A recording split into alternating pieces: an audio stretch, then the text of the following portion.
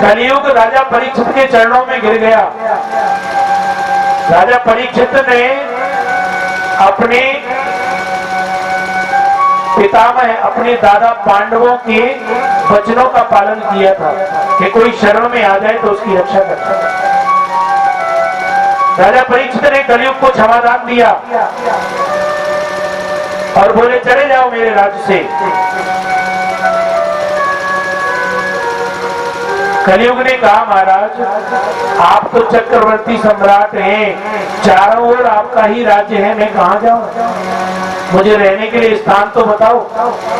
तो राजा परीक्षित ने कहा कि द्यूतम पानम स्त्रियः सोना यत्रा धर्मस्य चतुर्विधि। द्यूतम पानम स्त्रियः सोना यत्रा धर्मस्य चतुर्विधा। चार स्थान दिए। द्यूतम अर्थात जुआ, जुआ में कलियुग का वास दिया। पानम मदिरा पान में कलियुग का वास है। और स्त्रियां पराई स्त्री में भी कलियुग का वास है। और सोना मतलब हिंसा, मार काट, हिंसा में भी कलियुग का वास है। इन चारों चीजों में कलियुग का वास है। कलियुग ने देखा कि राजा परीक्षित ने चारों स्थान बुरे स्थान दिए हैं, गंदे स्थान दिए हैं। मैं राजा परीक्षित पर अपना कैसे प्रभाव जमाऊं? ना तो ये जुआ खेलते हैं, ना ये शराब पीते हैं, ना ये पराई स्त्री के पास जाते हैं, और ना ही ये हिंसा करते हैं। तो मैं इन पर अपना प्रभाव कैसे जमाऊं? इसलिए कलियुग ने कहा एक स्थान तो अच्छा दे दीजिए। तो राजा परीक्षित ने कहा ठीक है, सोने में वास करो। स्वर्ण में कलियुग का वास है, लेकिन कौन से सोने में? सोने के गहने तो माताएं बहनें भी पहनती है। तो कहा गया कि पाप के द्वारा कमाए हुए धन से जो सोना इकट्ठा किया जाता है, उस सोने में कलियुग का वास है। क्योंकि गीता में भगवान श्री कृष्ण ने कहा कि धातुओं में मैं स्वर्ण हूं, यानी सोने में तो भगवान का वास है। शुद्ध सोने में जो मेहनत की कमाई का सोना है, लेकिन पाप की कमाई का जो सोना है उसमें कलियुग का वास है। और जैसी कलियुग ने सुना तुरंत मुकुट में प्रवेश कर गया, जो मुकुट राजा परीक्षित ने लगाया हुआ था। क्योंकि वो मुकुट जरासंध राजा का था, जो बड़ा पापी राजा था, इसलिए पाप की कमाई का वो मुकुट था।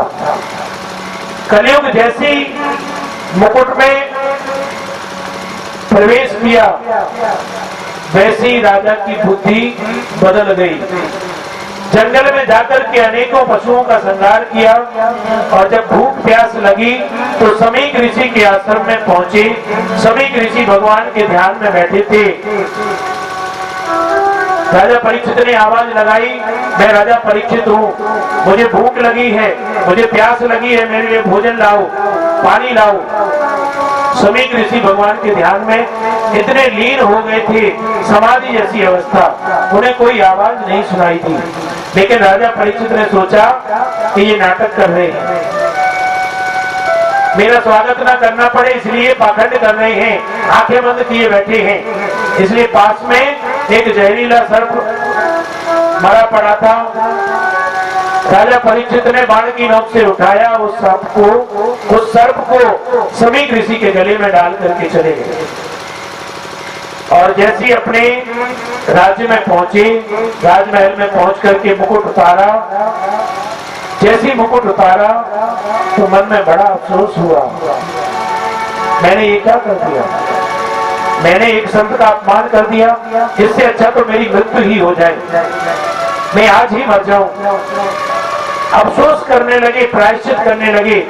उधर समीक ऋषि का बालक श्रृंगी नदी में स्नान कर रहा था। किसी बालक ने सूचना दी कि कोई राजा आए थे और तुम्हारे पिता के गले में मरा हुआ सर्प डालकर चले गए।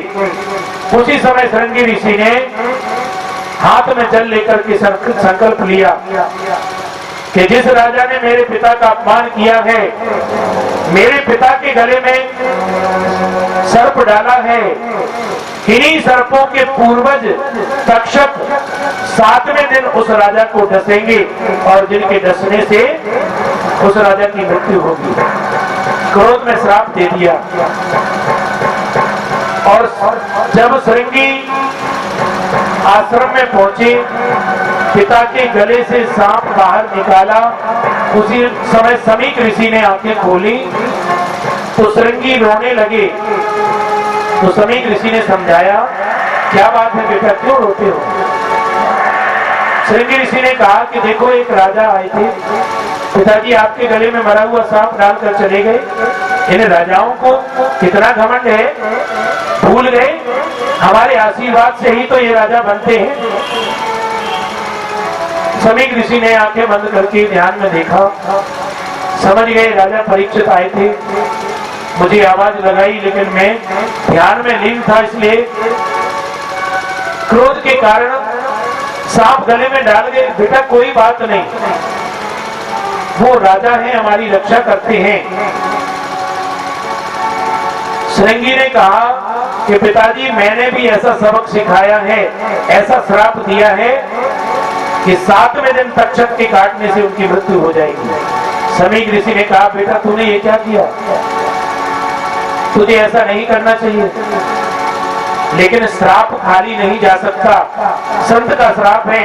इसलिए समीक ऋषि ने अपने शिष्य गौरमुख को भेजा और कहा कि जाओ राजा परीक्षित से कहना कि उनके पास 7 दिन का समय है,